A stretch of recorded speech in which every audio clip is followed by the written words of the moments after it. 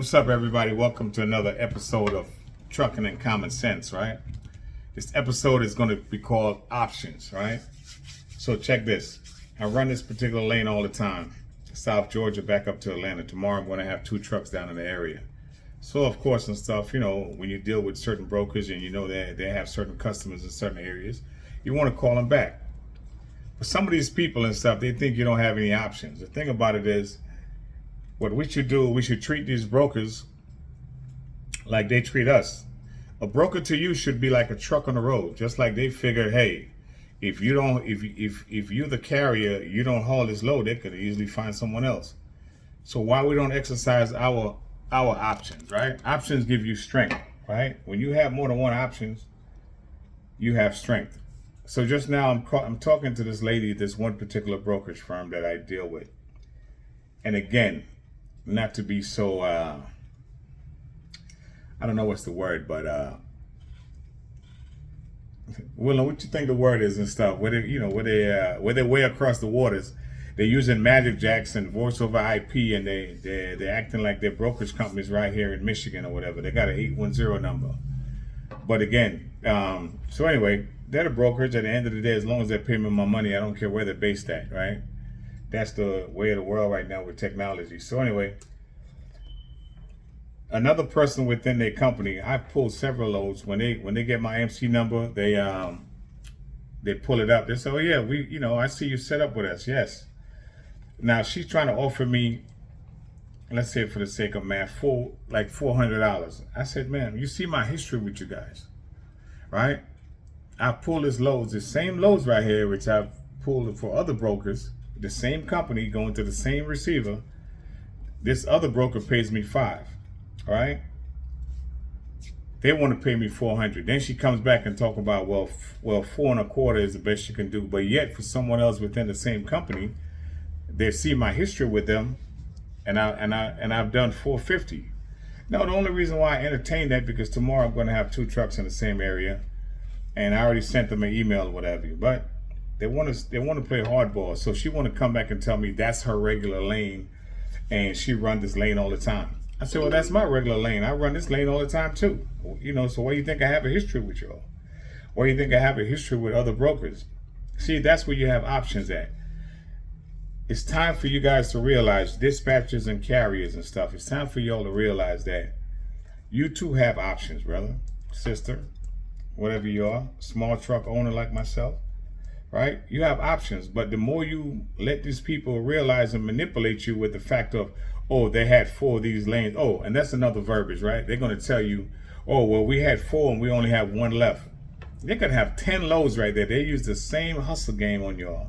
Oh, well, let me hurry up. And you're going to think in your mind, well, let me hurry up and get this last one. They got 10 damn loads coming right there. They just tell you it's the last one, just so you could feel that psychological, that hustle that they're trying to hustle you. So they're going to tell you that's the last load they have. They had 4 of these loads and they just covered them all for $450. So you're supposed to be the dumbass, or $400.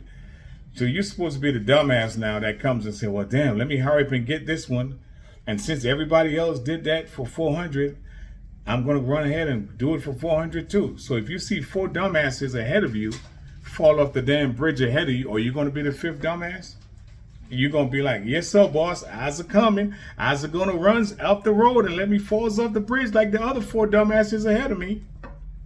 It's time for you to wake up, man. We running these trucks out here. You guys got to realize that you got options, man. Hang up the damn phone on them. Like I just did. I said, click. I said, look, this is my rate. If I can't do it for $450, boom, I'm not moving my truck. I don't run my truck on cheap freight. All right? She was like, well, $425 is the best I can do. I said, I don't care what you can do. Bye. Click. Whether she calls back, she calls back. Guess what? There's other brokers that I run loads with. Send them an email. Boom. And what are they going to do? They're going to call me back. Oh, yeah. Hey, Batman, I got one for you tomorrow. Hey, I'm going to have 2 trucks in that area. Well, guess what? At least I get 1 covered. So again, man, it's all about having options. You see, we so set on letting these brokers think that they have all the options. It's time for us carriers and dispatchers and small truck owners to realize that we have the options. We have the power, but we don't think like we have the power. we think submissive to that voice on the telephone, and you automatically bow your head, drop your shoulders, click your heels.